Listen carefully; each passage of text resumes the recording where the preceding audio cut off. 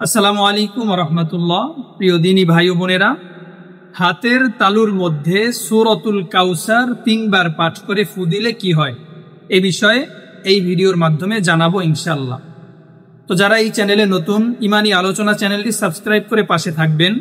নতুন নতুন ভিডিও সবার আগে পেতে চ্যানেলটি সবাই সাবস্ক্রাইব করে পাশে থাকবেন। তো আমলটি কিভাবে করবেন অবশ্যই বিস্তারিত বলবো, না টেনে সম্পূর্ণ ভিডিওটি দেখবেন, সবাই জানতে পারবেন। আমলটা খুবই গুরুত্বপূর্ণ একটি আমল, আশা করি সবার কাজে আসবে, অনেকেরই উপকারে আসবে। তো চলুন কিভাবে আমলটা করব। হাতের তালুর মধ্যে সূরাতুল কাউসার, কোরআনে পাকের একটি সূরা সূরাতুল কাউসার, হাতের তালুর মধ্যে 3 বার পাঠ করে ফু দিলে কি হয়। আজকের এই আমলটা আপনি যে কোনো সময় যে কোনো অবস্থাতেই করতে পারবেন, কোনো নির্দিষ্ট সময়ও নেই, নির্দিষ্ট স্থানও নেই, যে কোনো অবস্থাতেই যে কোনো সময়ই আপনি করতে পারবেন, যে কোনো স্থানে বসেই, কোনো সমস্যা নেই। তবে আপনাকে পবিত্র অবস্থায় থাকতে হবে, কারণ আমল পবিত্র অবস্থায় করতে হয়, পবিত্রভাবে করতে হয়।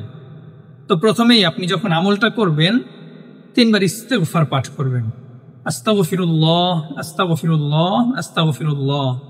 3 বার ইস্তেগফার পাঠ করার পর আমরা নামাজের ভিতরে যেই দুরূদ শরীফটা পাঠ করি, ওই দুরূদ শরীফটা পাঠ করবেন খুবই মনোযোগ সহকারে এবং সহি শুদ্ধভাবে, তারপরে পড়বেন আল্লাহুম্মা সাল্লি আলা মুহাম্মাদি ওয়া আলা আলি মুহাম্মাদ কামা সাল্লাইতা আলা ইব্রাহিম ওয়া আলা আলি ইব্রাহিম ইন্নাকা হামিদুম মাজিদ। আল্লাহুম্মা বারিক আলা মুহাম্মাদি ওয়া আলা আলি মুহাম্মাদ কামা বারাকতা আলা ইব্রাহিম ওয়া আলা আলি ইব্রাহিম ইন্নাকা হামিদুম মাজিদ। এরকম 3 বার পাঠ করবেন। দুরুদে ইব্রাহিম, নামাজের মধ্যে যেই দুরুদ শরীফটা পাঠ করি, 3 বার পাঠ করবেন। তারপরে আউযু বিল্লাহ বিসমিল্লাহ সহকারে সূরাতুল কাউসার পাঠ করবেন। আউযু বিল্লাহি মিনাশ শাইতানির রাজীম, বিসমিল্লাহির রহমানির রহিম। ইন্না আ'তাইনাকাল কাউসার ফাসাল্লি লিরাব্বিকা ওয়ানহার ইন্না শানিআকা হুয়াল আবতার। এভাবে একবার পড়ার পর আপনি হাতের তালুর মধ্যে ফু দিবেন। ফু দেওয়ার সময় আপনি যার জন্য আমলটা করতেছেন তার নাম মনে মনে স্মরণ করে তারপর হাতের তালুর মধ্যে ফু দিবেন। এভাবে আবারও আরেকবার পাঠ করবেন, তারপর তার নাম স্মরণ করবেন, আবারও হাতের তালুর মধ্যে ফু দিবেন। আবারও তৃতীয়বার আবারও সূরা পাঠ করবেন, তার নাম মনে মনে স্মরণ করবেন, আবার হাতের তালুর মধ্যে ফু দিবেন। 3 বার পাঠ করার পর 3 বার ফু দিবেন, যার উদ্দেশ্যে আমলটা করতেছেন তার নাম মনে মনে স্মরণ করে।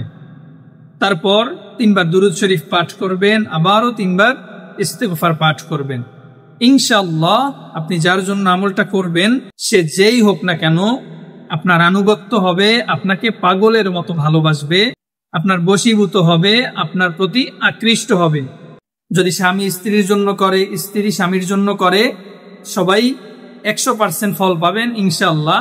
কিন্তু আরেকটা কথা, সেটা হচ্ছে এই আমলটা কেউ কখনো খারাপ উদ্দেশ্যে, খারাপ মাকসাদ নিয়ে করবেন না, যাতে অন্য কারো সংসার ভেঙে না যায়, কারো ক্ষতি না হয়, এ বিষয়ে অবশ্যই খেয়াল রাখতে হবে আপনাকে। সবাই নেক মাকসাদ নিয়ে করবেন, হালালভাবে করবেন, যাতে কারো কোনো সমস্যা না হয়। ইনশাআল্লাহ আশা করি আপনারা ফল পাবেন। আমি যেভাবে বলে দিছি সেভাবেই যদি আমল করেন। আরও এরকম ভিডিও পেতে অবশ্যই সবাই একটি লাইক করবেন, কমেন্ট করবেন। আমি আপনাদের জন্য বিশেষভাবে দোয়া করব। সবাই কমেন্ট করবেন। ভালো থাকবেন, সুস্থ থাকবেন। আসসালামু আলাইকুম ওয়া রাহমাতুল্লাহ।